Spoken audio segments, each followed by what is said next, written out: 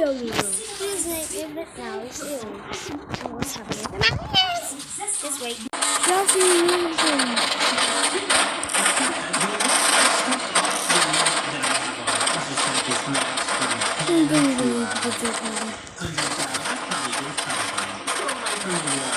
Who are you? So I guess it's probably stick to the trees. So it does work. It's very satisfying. Oh, I ran out of limit, but it's very cool. And I did make one that works for oars as well for the pickaxes. So that's pretty nice. Saves you some time there. What happens if we use fortune and cluster? What is that? Oh wow!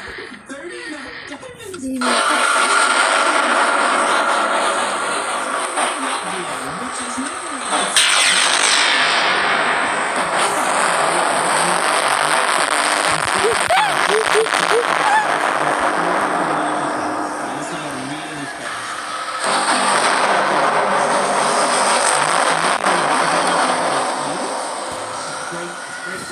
Run.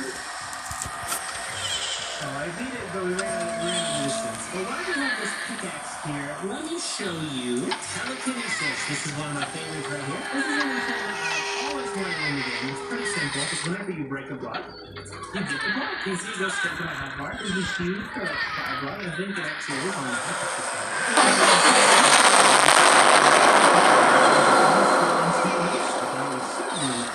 let's just fly back on over to our spawn over here. I think I might have just added my favorite enchantment yet. Also, YouTube could be sending you my videos every single day, but you could still not be subscribed. So if you could double check it, help me out. If I give myself the custom enchantment, polymorph,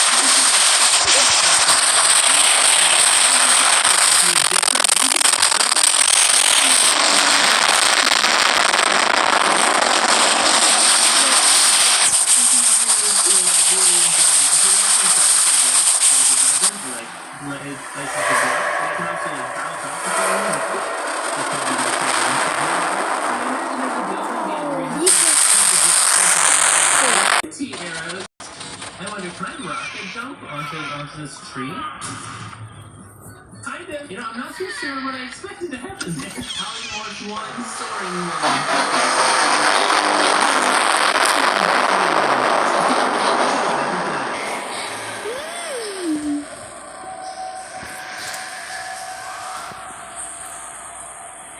There we go.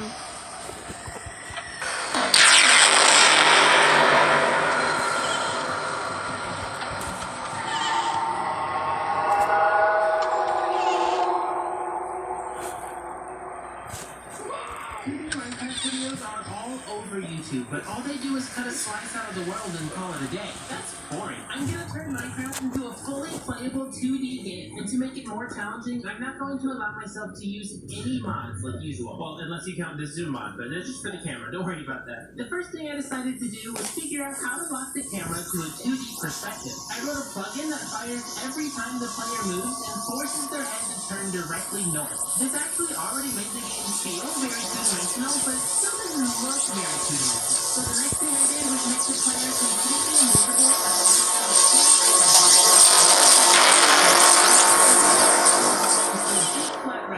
No, I didn't just do this because rectangles are cool, although I know they are, but because this allows us to paste any 2D sprite we want on top of the player. So I temporarily downloaded a sprite sheet from Super Mario World just to test and make sure everything worked the way I wanted. And it did! Look at how beautiful Okay, you caught me. That's not supposed to happen, but I talked to my friend Tex about that and he told me how to make textures. And everything was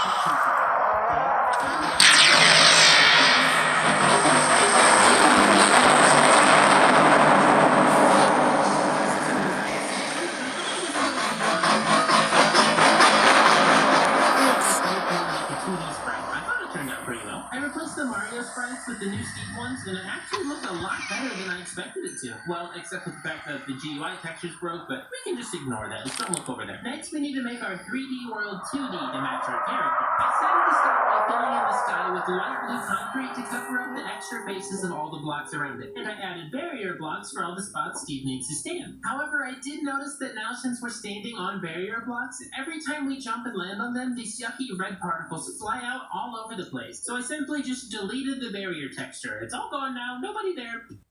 Success! I also changed the color of the sky blocks to make it feel more like the actual Minecraft sky. Next, we need to fix whatever you call this. To do this, I offset the models of every single one of these blocks and moved them out of the walls so Steve could walk on them. I couldn't figure out how to change the model of the chest, so I googled it and it turns out you literally just can't. So let's just pretend that chests don't exist in our game. We're not gonna just don't worry about those. The stairs wound up being very tricky since they can be rotated, so I had to create a custom but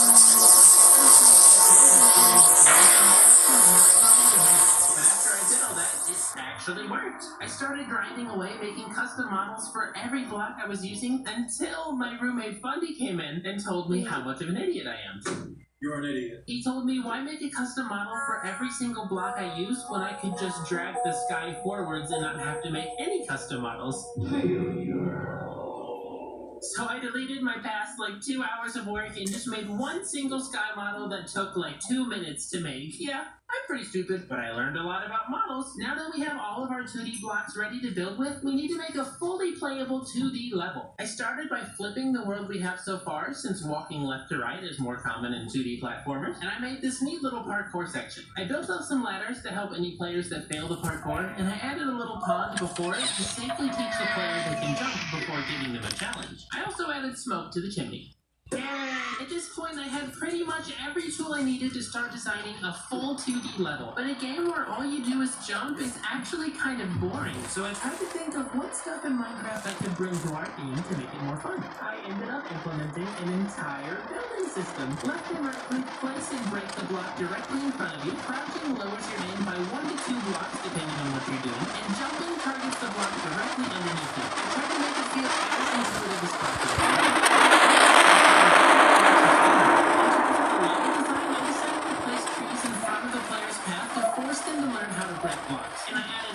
Small cliffs to teach them how to build. However, I want the player to eventually go underground, so after the cliffs, I added a big drop into a pool of water down below. Water physics. And just to make sure the path is as clear as possible, I decided to add some arrows to the game. I wanted to put them in item frames so I could easily rotate and reuse them, but when testing, I noticed that the player could actually interact with them. I also noticed that I could eat the arrows for some reason. Don't ask why I tried it. Just believe me. I guess arrows are a good diet if you want your weight to go down.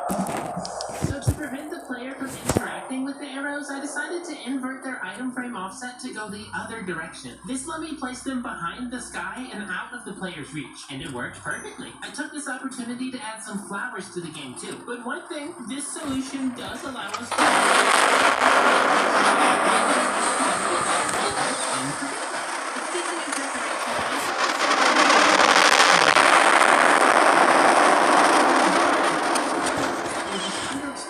of the blocks around it to make the level feel easier to read. I think it actually helped a ton. But whatever you do, make sure you do not disable the resource pack. Oh boy.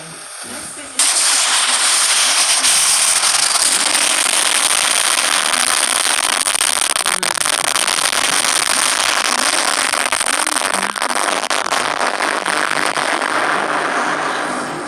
specifically for the sky, and you can't cast shadow on a light source. I tried adding background trees as well, but I thought they were too distracting and made the level harder to read, so I scrapped it. The next thing we needed to add to our game was animated floating items you can pick up. Since games are more fun when you can get stronger up until the end. For example, the pickaxe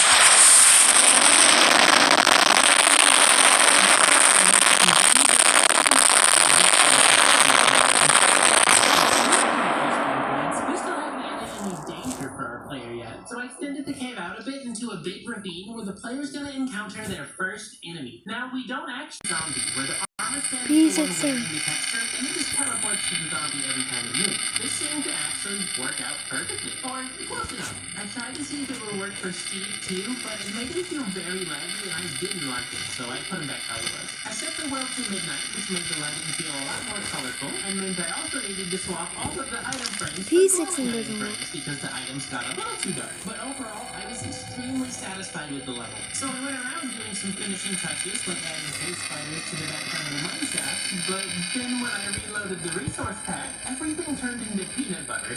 Which is awesome. I love peanut butter, but sadly that's not what we needed this exact moment. So I refreshed it again, and this time everything turned into Legos, which are also very cool, but not what we want right now. I refreshed it. Fix this!